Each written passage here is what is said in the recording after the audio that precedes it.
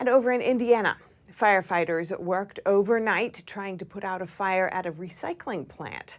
Now city officials are saying they knew the plant was a fire hazard all along.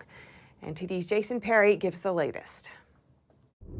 Smoke can still be seen in the air from the recycling plant in Richmond, Indiana.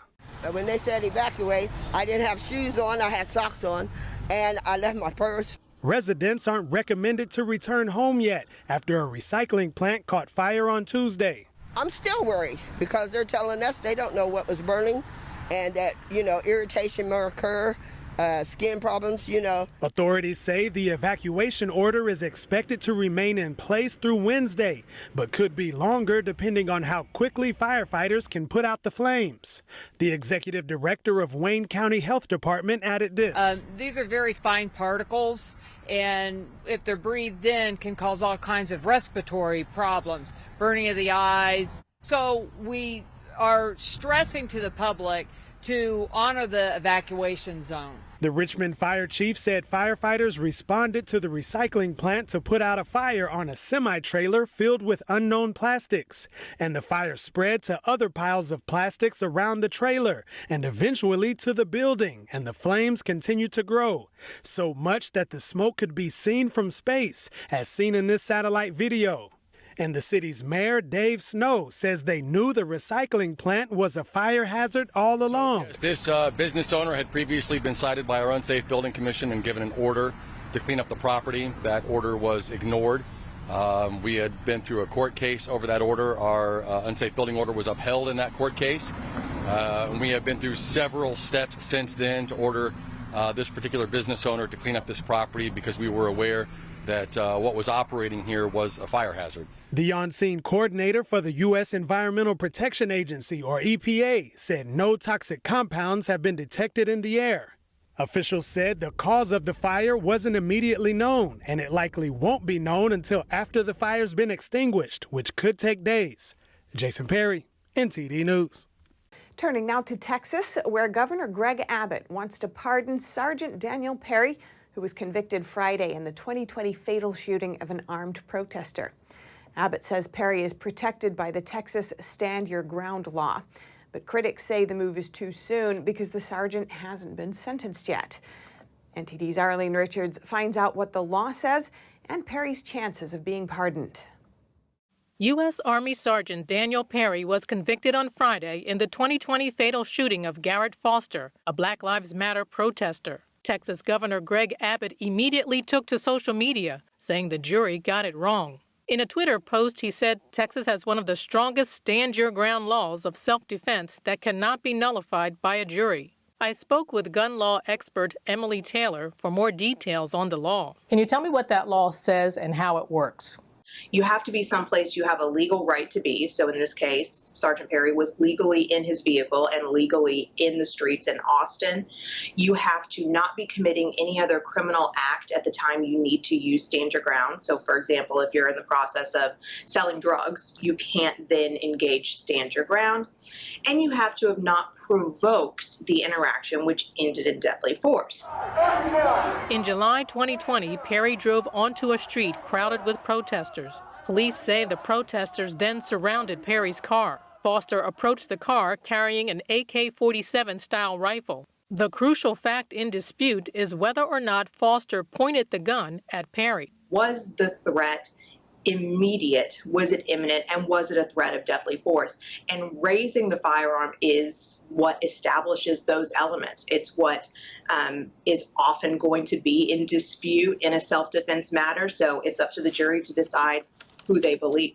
Abbott asked the Board of Pardons and Paroles to review the case and recommend a pardon, which is required under Texas law. Taylor said the request is outside the norm because the convicted person usually applies for the pardon after he's sentenced.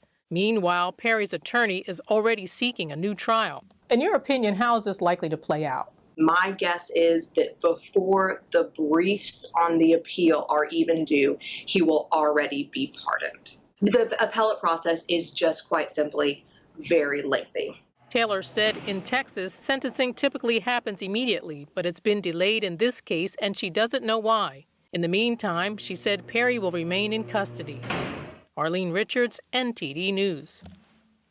And over in Tennessee, one of the Democratic lawmakers expelled last week has returned to the state house. Gun control measures continue to be a main focus of the Tennessee legislature.